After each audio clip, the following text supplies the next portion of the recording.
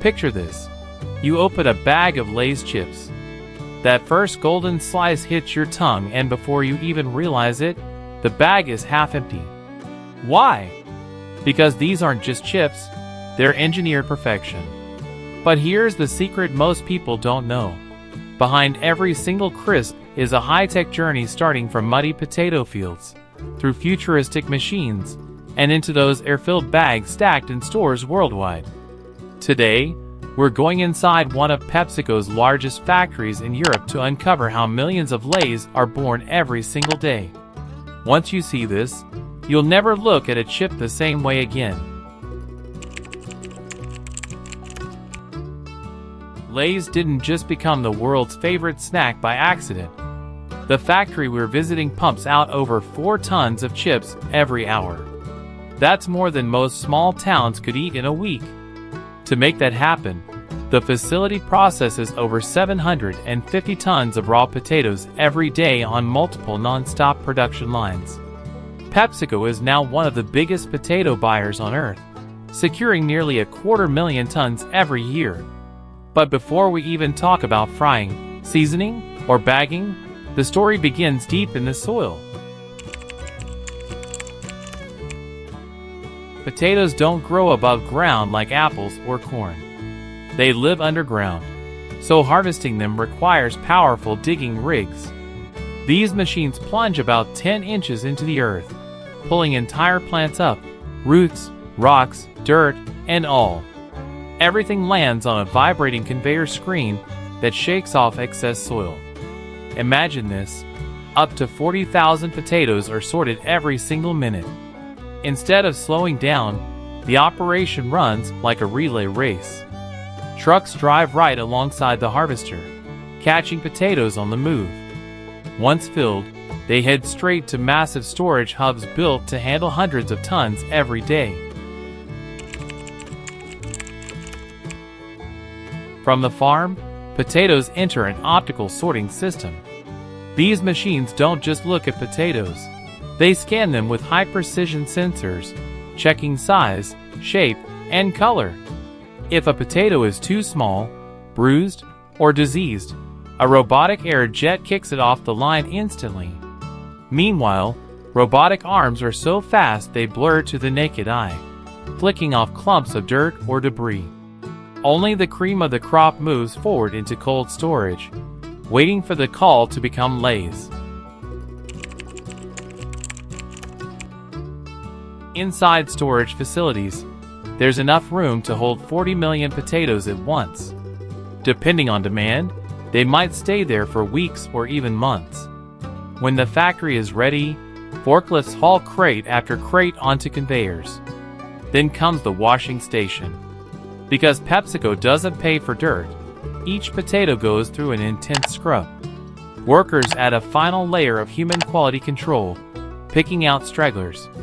Within 24 hours of leaving the farm, these potatoes can be at the plant, ready to transform.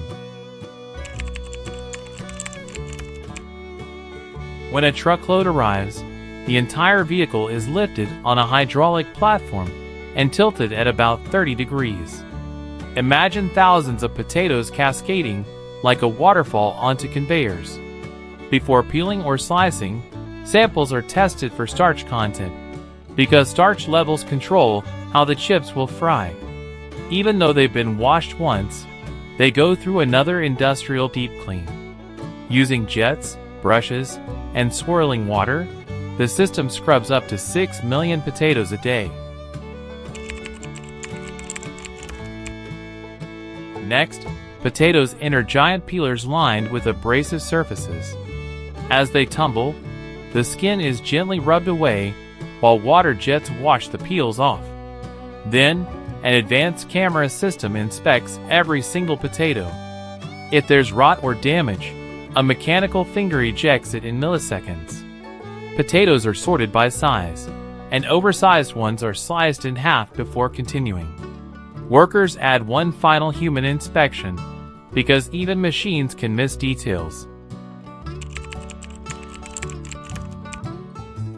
Now comes the transformation moment. Potatoes drop into a rotating drum slicer with razor-sharp blades.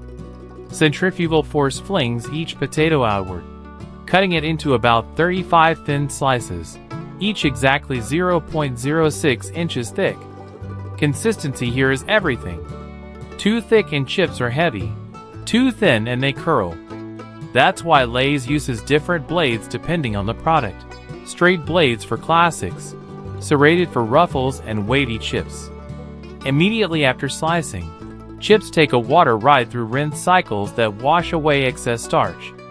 Without this, they'd stick together in the fryer. The thin slices now enter a fryer over 40 feet long filled with a hot blend of sunflower, canola, and vegetable oils.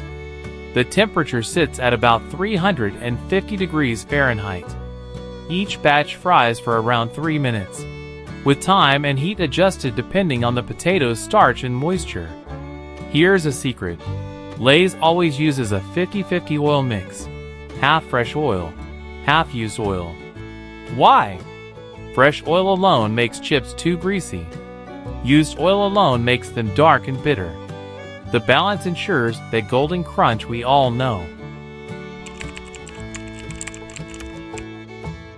Once fried, the chips are fragile, so the entire conveyor system gently vibrates instead of using hard belts. This prevents chips from breaking into crumbs. Then they pass through an optical sorter that scans over 400 chips per second. If there's a burnt edge or brown spot, a tiny air puff ejects it instantly. After frying, chips first get a sprinkle of salt. Then comes the signature seasoning drum, a giant rotating barrel where spices like chili, pepper, or herbs coat every chip evenly. Because chips are still hot, seasonings stick perfectly. Inspectors taste random batches, testing crunch, color, and flavor to ensure quality before packaging. The chips ride up a bucket conveyor into a 120-head weighing machine that calculates the exact amount needed for each bag. Whether it's a single snack pack or a family-sized bag, the portion is precise down to the gram. Bags are then flushed with nitrogen, not air. This isn't just to keep chips fresh. It creates that air pocket we all see, acting as a cushion during shipping. Finally, bags are sealed, boxed, wrapped, and stacked on pallets ready to travel across the globe. And there you have it, the full journey from muddy fields to golden perfection. Next time you tear open a bag of Lay's, remember it's not just a snack. It's the result of precision farming, futuristic machines, and some of the fastest quality checks in the world. But the real question is, can you stop at just one chip? Tell us in the comments below. And if you enjoyed this crunchy deep dive, hit that like button, subscribe for more food secrets, and share this with a friend who can never resist finishing the whole bag. Thanks for watching, and we'll see you in the next one.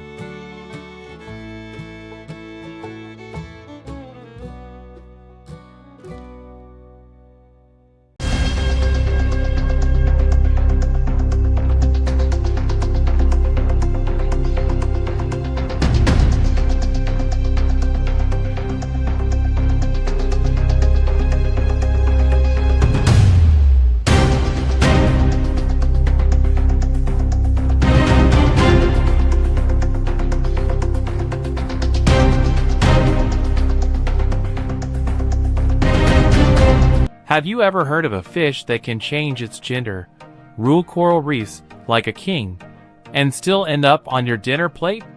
This is the grouper, one of the ocean's most powerful predators, and one of the world's most valuable seafood treasures. Every year, nearly 500,000 tons of grouper are farmed, harvested, and shipped around the globe, feeding a billion-dollar seafood industry. But how does this mysterious fish go from silently hunting in the shadows of coral reefs to becoming a golden delicacy on plates in New York, Tokyo, and Dubai? Today, we're diving deep into the world of grouper farming and processing, from high-tech ponds and offshore cages to the intense, icy world of seafood factories where these ocean giants are turned into pristine fillets. Stick with me until the end, because the secrets of this king of the reefs will leave you stunned. The grouper is no ordinary fish. In the wild, it dominates coral habitats, hunting smaller fish with stealth and raw power. But its true superpower is something unbelievable. At some point in its life, the grouper can change sex. Yes, males can transform into females, their bodies reshaping, their colors shifting, and their behavior adapting. This rare ability makes the species strong in reproduction and a perfect candidate for modern aquaculture. Globally, China is the undisputed leader in grouper farming, producing more than 60% of the supply. Meanwhile, the United States stands as one of the biggest consumers, spending hundreds of millions each year on live and filleted grouper. From fancy restaurants to family kitchens, this gold of the sea is rapidly winning hearts. Compared to tuna, grouper is usually 20 to 30% cheaper, but it contains twice the omega-3s, less fat, and far lower mercury levels than most other large fish. Add in its firm white flesh and mild, sweet flavor, and you see why grouper is becoming the crown jewel of seafood. Raising grouper is a long, carefully managed journey. It starts in indoor nursery systems, special tanks where juvenile fish are cared for under strict temperature, lighting, and water controls. The water is constantly filtered, sterilized with UV, and treated to remove harmful bacteria, creating an environment almost as pure as the open ocean. Young groupers are fed protein-rich pellets, often a mix of fish meal, squid, and vitamins, that match the size of their tiny mouths. Feeding is split into several meals a day, ensuring the fish grow quickly and stay strong. Once they're big enough, the fish are moved to outdoor ponds or offshore sea cages. Imagine massive nets or tanks in the ocean, where groupers have plenty of space to swim naturally. Here, they grow slowly but steadily, their bodies becoming muscular, and their flesh developing the same quality as their wild cousins.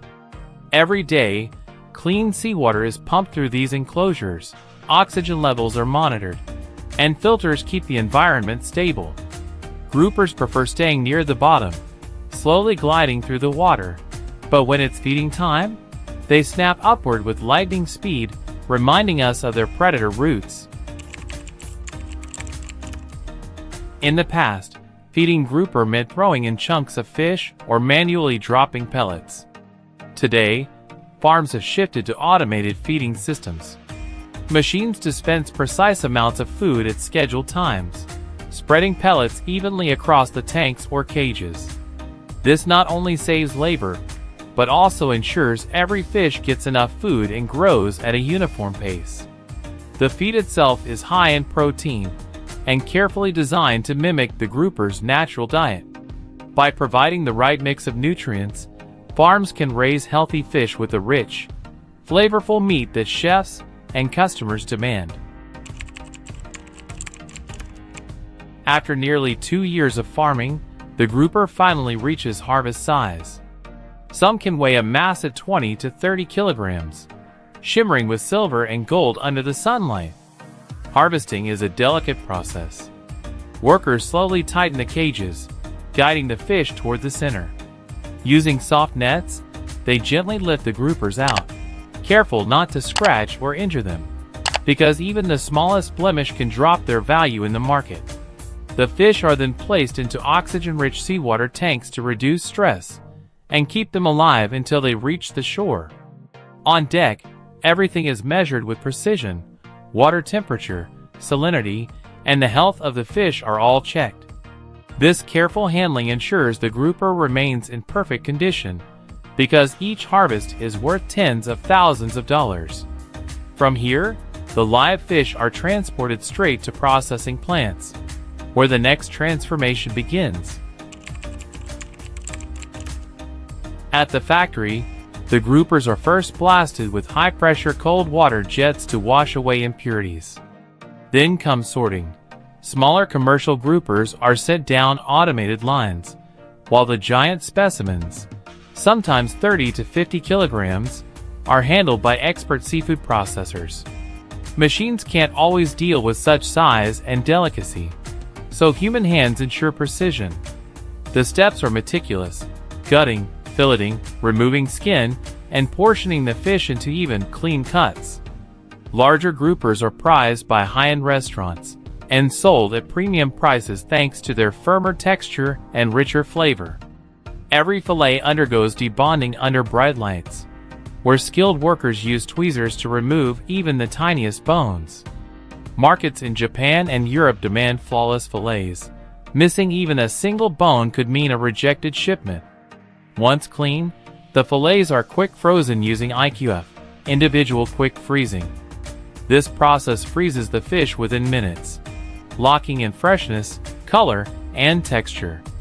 After freezing, each piece is coated with a thin glaze of ice to protect against freezer burn and preserve moisture.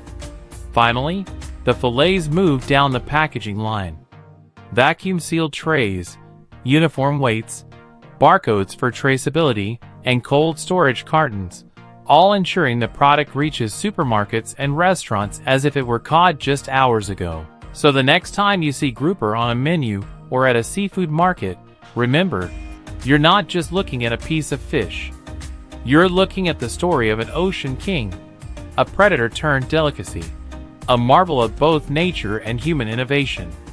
From reefs to cages, from tanks to processing plants, grouper's journey is a true blend of mystery and mastery.